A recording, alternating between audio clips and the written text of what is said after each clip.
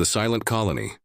The mining colony of New Haven sits on the edge of known space, carved into the rocky surface of planet Keras 7. 300 souls call this desolate world home, working the deep mines that extract rare metals for the colonial trade union. The colonists know they are forgotten, too far from Earth, too small to matter, too poor to warrant protection. Captain Ray Thompson commands the small security force of 12 men. His weathered face shows the strain of keeping order with outdated weapons and broken equipment. The colony's leader, Dr. Lisa Park, manages daily operations from a cramped control center, filled with failing computers and patched communication arrays. For months, strange ships have been spotted at the system's edge. The colonists report these sightings to Colonial Command, but receive only automated responses. Their messages disappear into the vast bureaucracy of human space, lost among thousands of similar reports from frontier worlds. The alien fleet belongs to the Keith Empire, a species of tall, pale creatures with 4 arms and cold, calculating minds. General Voss leads this scouting force, studying human settlements for weaknesses. The Keth have conquered 12 species across the galaxy, always starting with isolated outposts like New Haven. On a cold morning, the Keth ships finally move. 20 vessels drop from hyperspace, their dark hulls blocking out the twin suns of Keras 7. The colonists watch in horror as landing craft descend toward their settlement. Dr. Park activates the emergency beacon, sending a desperate message across space. This is New Haven Colony under attack. Unknown alien force. We have no defenses. Please, anyone who receives this, we need help. The message travels through subspace networks, bouncing from relay to relay. Most stations ignore it. Another frontier world's problem, not worth the cost of intervention. The Colonial Trade Union calculates the expense of mounting a rescue versus the value of the colony's output. The numbers don't add up, but the message reaches other ears. Deep in Earth's military networks, automated systems flag the transmission. Admiral Jack Stone, commander of the 3rd Fleet, reads the report during his morning briefing. Something about the simple plea strikes him. These are his people, forgotten but not abandoned. Meanwhile, the Keith establish their perimeter around New Haven. General Voss expects quick surrender. Humans have proven weak in past encounters. His troops set up containment fields, cutting off all escape routes. The colonists huddle in their homes, waiting for the inevitable. Captain Thompson gathers his small team in the armory. Their weapons are old, their armor patched and worn. Against the Keth's advanced technology, they might last minutes in open battle. But Thompson has spent years preparing for this day, knowing it would eventually come. We can't win, he tells his men, but we can buy time, make them work for every meter. The first skirmish comes at dawn.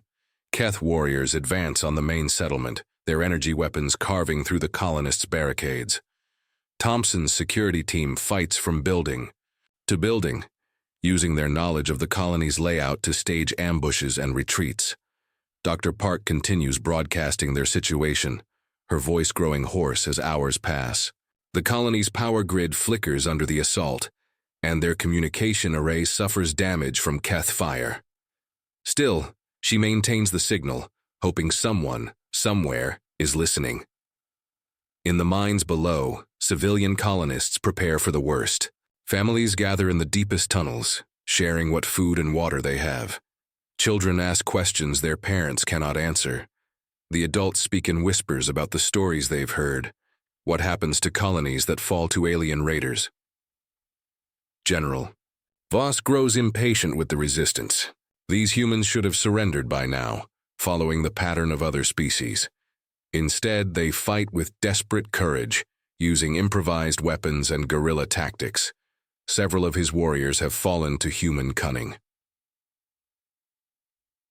As night falls.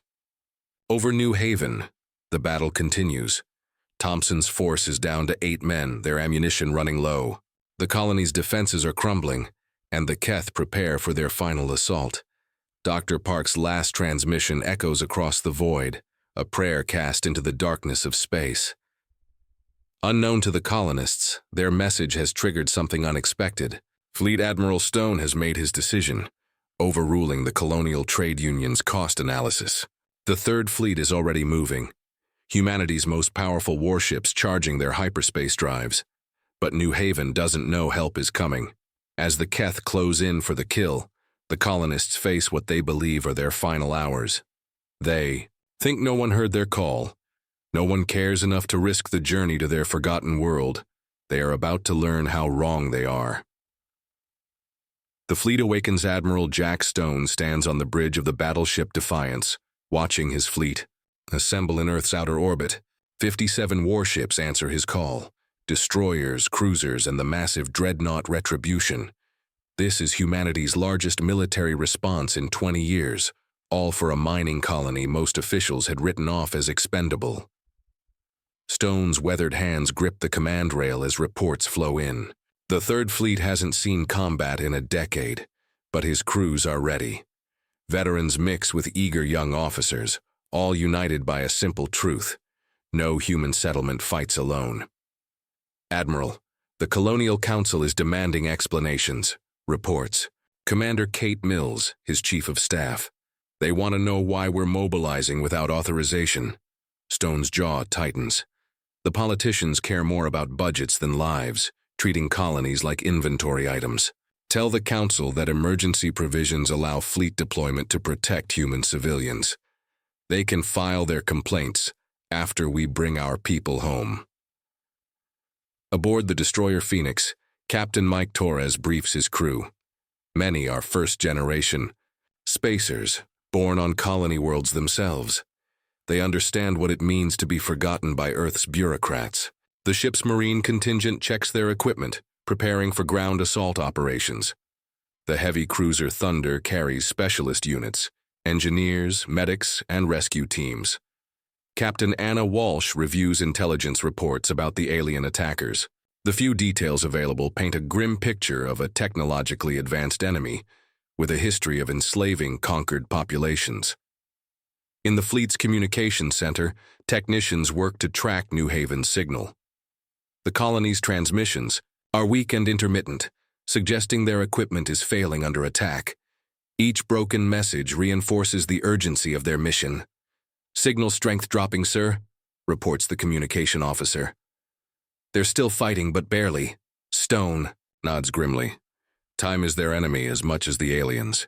Every hour of hyperspace travel might be an hour too late for the colonists. The fleet's fastest ships finish their preparations first. Stone makes a difficult decision: split his force to maximize speed. The advanced squadron of destroyers and light cruisers will jump immediately, while the heavier ships follow as quickly as possible. "Captain Torres, you have the advance force," Stone orders. "Get there fast and buy us time. We'll be right behind you." Torres acknowledges the order, knowing he's leading 12 ships against an unknown enemy. The advance squadron enters hyperspace, first their drives creating brilliant flashes of light as they vanish into faster-than-light travel. Meanwhile, on Keras 7, the situation grows desperate. Captain Thompson has lost half his security team, and the Keth are tightening their siege around New Haven's central complex. The aliens seem puzzled by human resistance. Their previous conquests were easier. General Voss studies tactical displays, showing the battle's progress. These humans fight with unusual determination, preferring death to capture. Several of his assault teams have been ambushed by colonists using mining equipment as weapons. The delays are becoming problematic. "General, perhaps we should offer terms," suggests his aide. "Other species have proven more cooperative when given the option of peaceful surrender." Voss considers this. The Keth Empire prefers intact populations for their labor camps.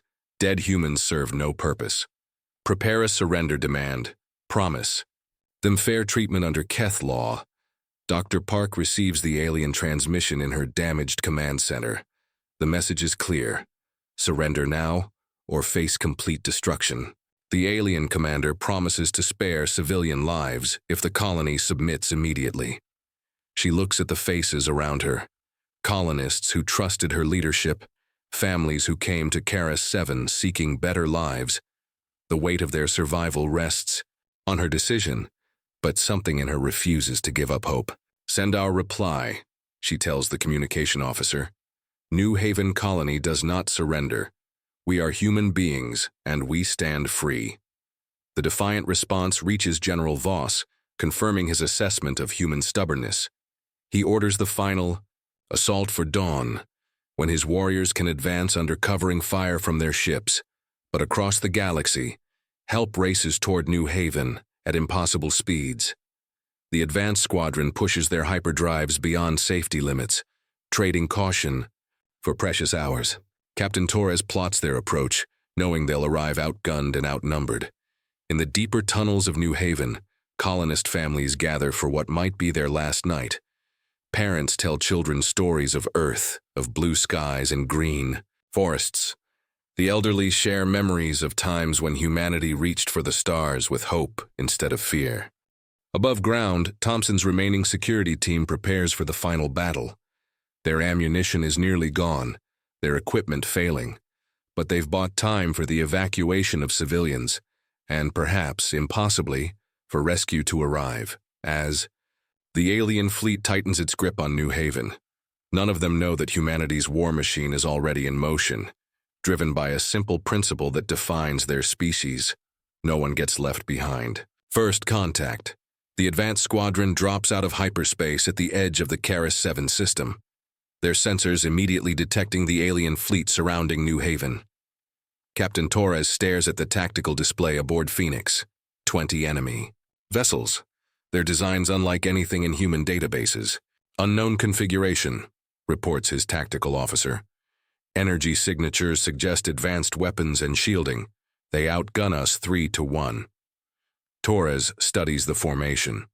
The aliens have positioned their larger ships in high orbit, while smaller craft maintain the surface blockade.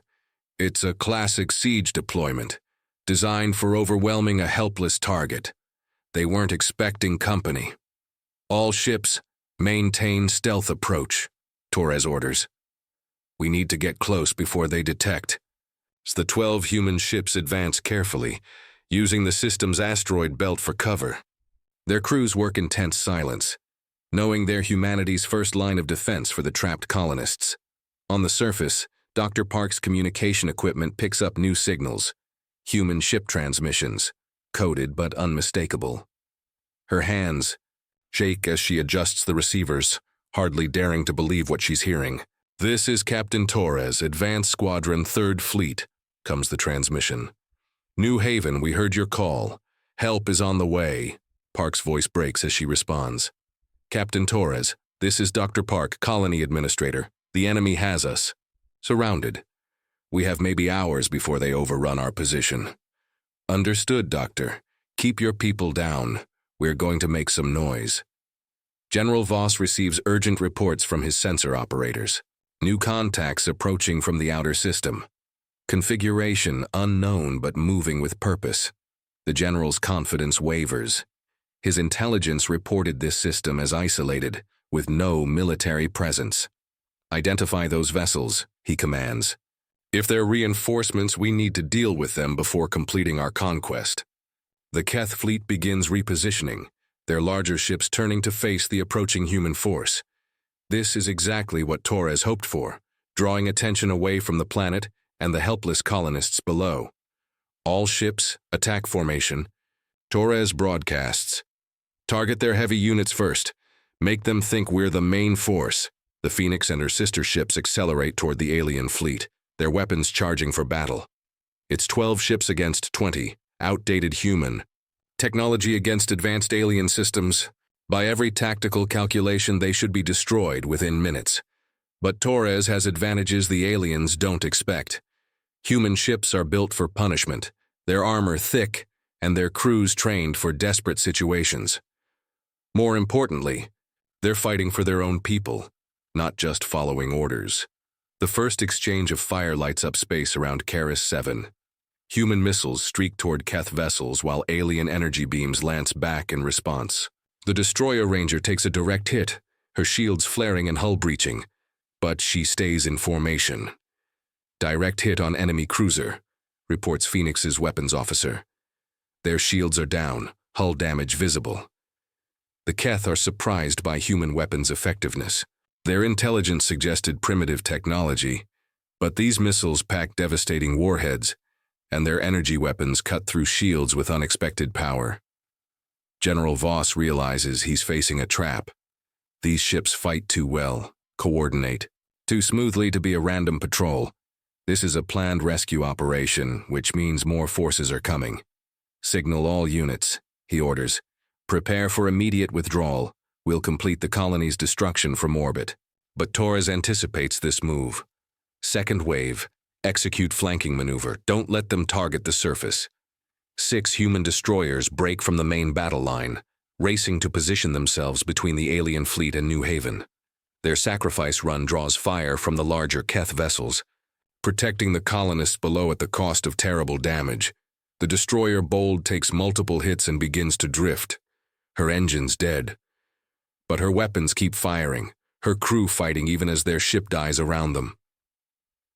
The sight fills the other human crews with grim determination. On New Haven's surface, colonists emerge from their shelters to watch the battle raging in space above them. Explosions bloom like deadly flowers among the stars, each flash representing lives risked for their survival. Captain Thompson gathers his remaining security team. The aliens' ground forces are pulling back, receiving orders to evacuate. They're retreating, he tells his men. Our people up there bought us time. Dr. Park maintains contact with Torres, coordinating evacuation procedures. But the human squadron is taking heavy losses, their ships outgunned despite their courage.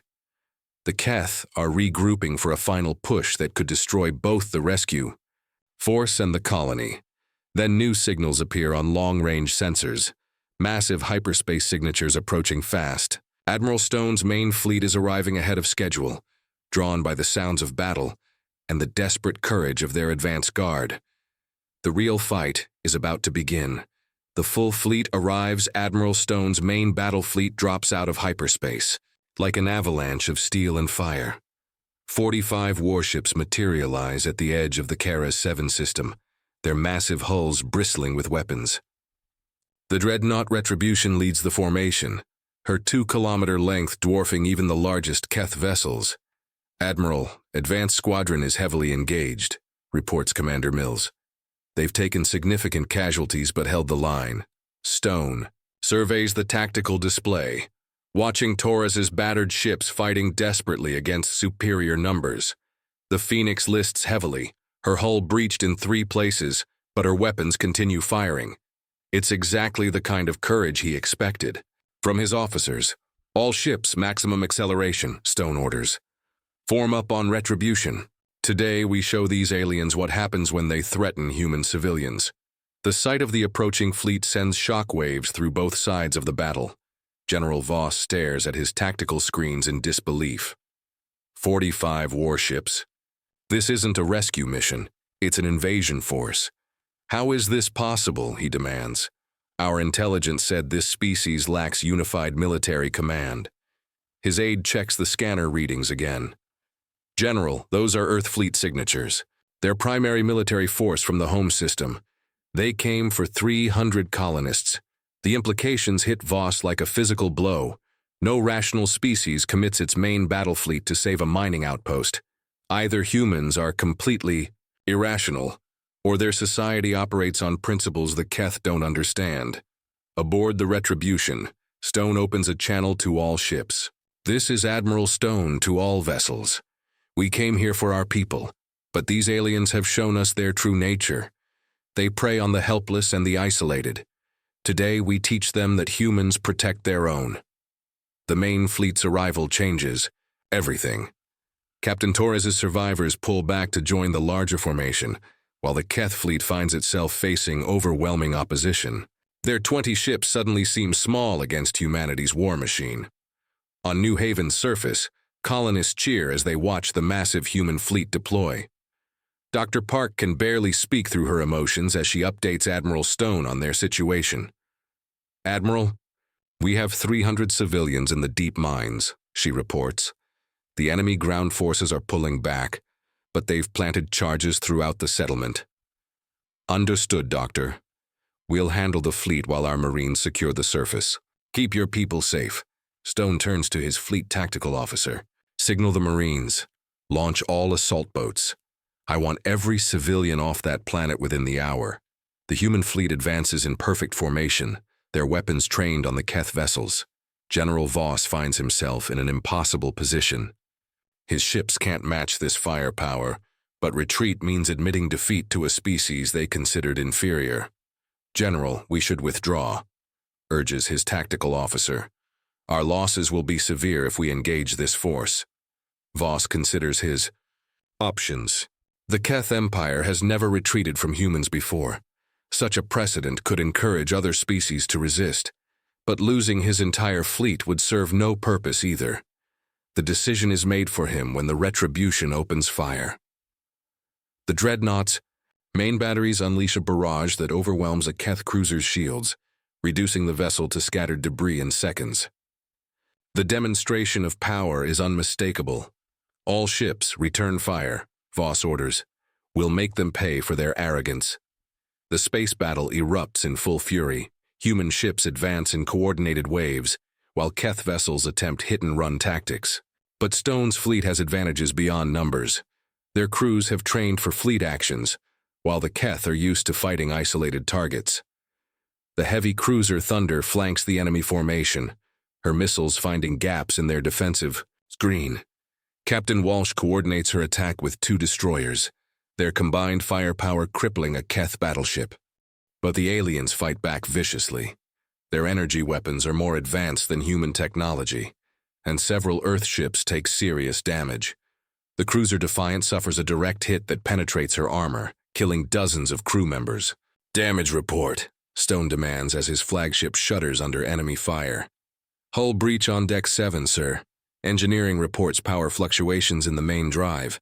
Stone nods grimly. War always costs blood, but these colonists are worth every sacrifice. Continue the attack. Focus fire on their command ship. Below, Marine assault boats race toward New Haven's surface, while the space battle rages overhead. The colonists' ordeal is almost over, but the price of their rescue grows with each explosion in the darkness above. The Keth fleet is breaking, their formation collapsing under sustained human assault. But General Voss has one final gambit. If he can't claim New Haven, he'll make sure it's destroyed. Victory and Justice General Voss's flagship breaks from the failing Keth formation, racing toward New Haven with engines at full power. His plan is simple and brutal. Ram the planet's surface at high speed, creating an explosion that will obliterate the colony and take several human ships with him. Sir, the enemy command vessel is on a collision course with the planet, reports Retribution's tactical officer. Admiral Stone sees the aliens' desperate gambit immediately. Even if they destroy the ship, the debris will still impact New Haven with devastating force. The colonists who survived the siege would die from the commander's final act of spite. Intercept course, maximum power, Stone orders. We're not losing. Those people now. The massive dreadnought accelerates toward the diving Keth ship, her engines pushing beyond safe limits.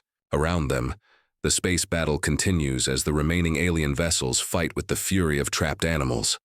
On New Haven's surface, Captain Thompson watches the approaching fireball through his scope. Even without tactical knowledge, he can see what's happening. One of the alien ships is falling toward them like a meteor. All personnel to deep shelters, he broadcasts.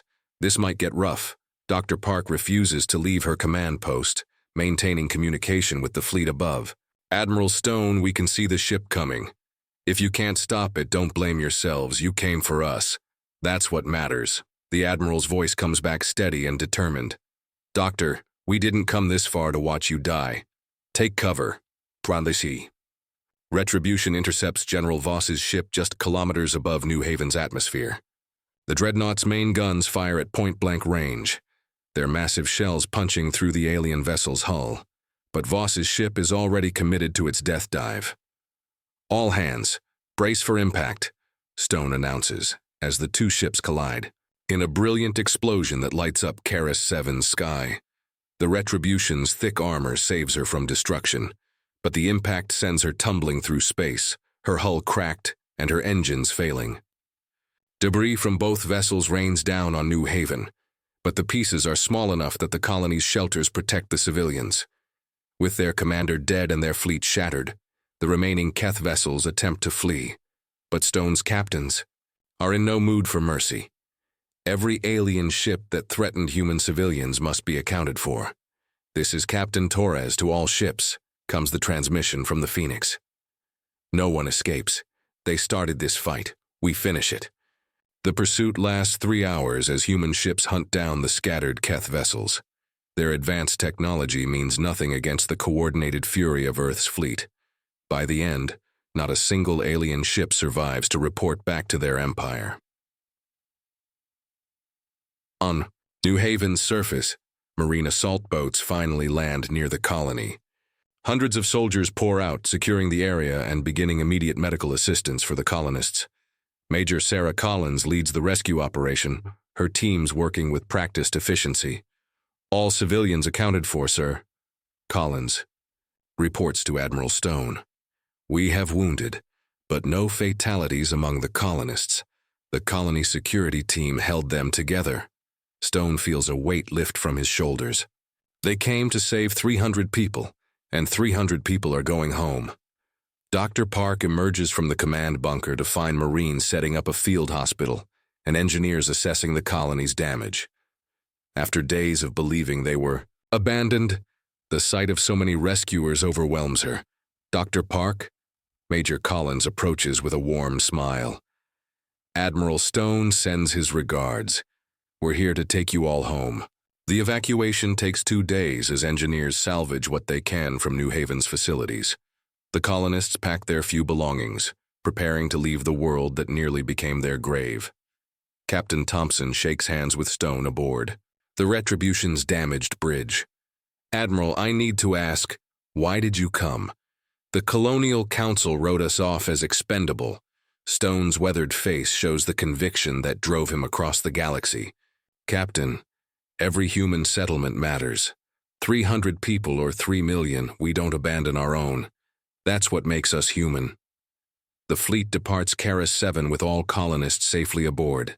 Behind them, the empty world holds the debris of an alien force that learned too late about human determination.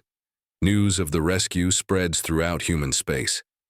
The Colonial Council faces investigation for their abandonment of New Haven, while Admiral Stone becomes a hero to frontier worlds. Everywhere, the Keth Empire receives reports of their scout fleet's total destruction.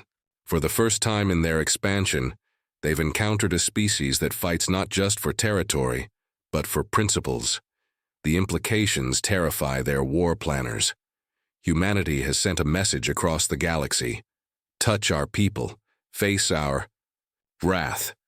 New Haven's colonists are safe, but more importantly, every human settlement now knows the truth. No one fights alone.